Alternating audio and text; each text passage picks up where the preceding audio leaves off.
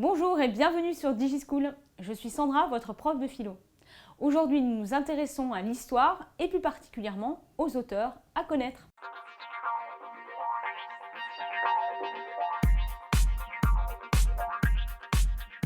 Pascal est un auteur particulièrement intéressant parce qu'il nous permet de définir la spécificité des études historiques par rapport aux études scientifiques.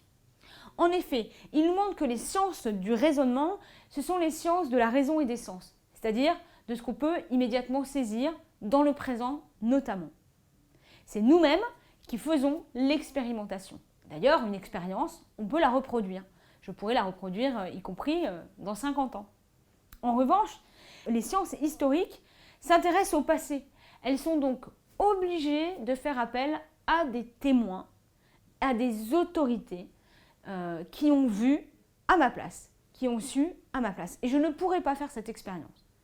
C'est ce qui fait que autant dans le sens et la raison, c'est-à-dire dans les sciences du raisonnement, on est dans le domaine de la preuve, alors que dans le domaine des sciences historiques, on est bien dans le domaine de l'autorité, et c'est l'autorité du témoin. On est obligé d'accepter de recevoir des choses que l'on n'a pas vues nous-mêmes. C'est la raison pour laquelle toute la suite des hommes, pour Pascal, pendant le cours des siècles, doit être considérée comme un même homme qui subsiste toujours et qui apprend continuellement. C'est grâce à cette mémoire et l'autorité des témoins du passé que l'on peut créer cette espèce d'humain au cours des siècles. Pour Kant, ce qui est intéressant dans la considération du processus historique ou du cours de l'histoire, c'est de se demander dans quel sens il va. Est-ce qu'il y a un progrès ? Alors Kant n'est pas naïf, il a remarqué déjà à son époque, pas besoin d'être au XXIe siècle, qu'il y a des moments de l'histoire qui sont des régressions terribles, ou des moments extrêmement négatifs et qui montrent qu'on n'est pas du tout dans un progrès.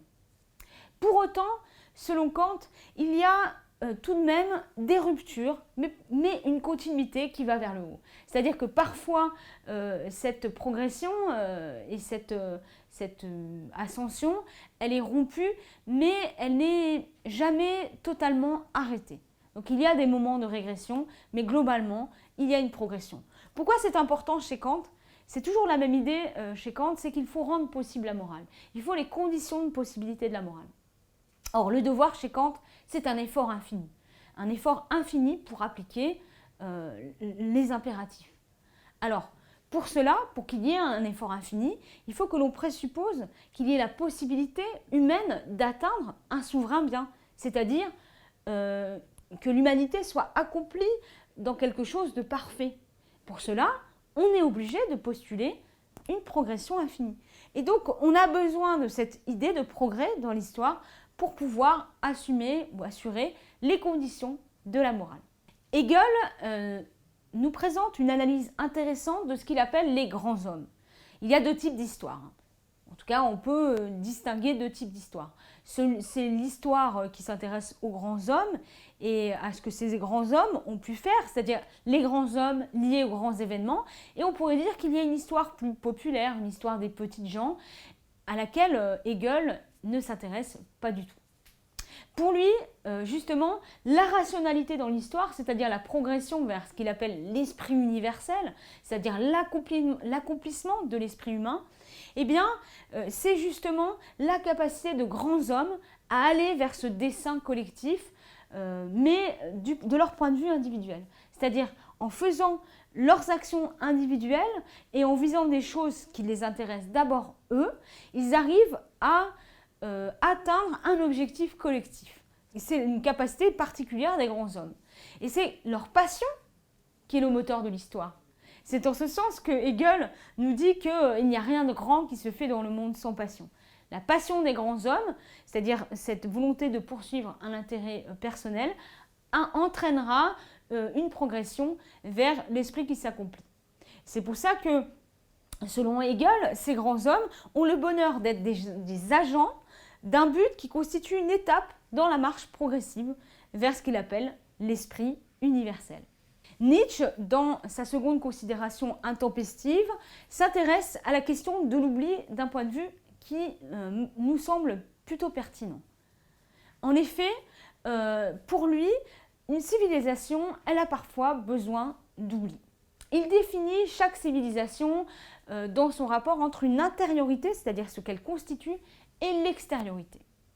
Il nous dit qu'une civilisation grande, avec une force plastique, c'est-à-dire une force créatrice, une capacité à développer de nouvelles choses, eh bien, elle doit être capable de rencontrer l'extérieur.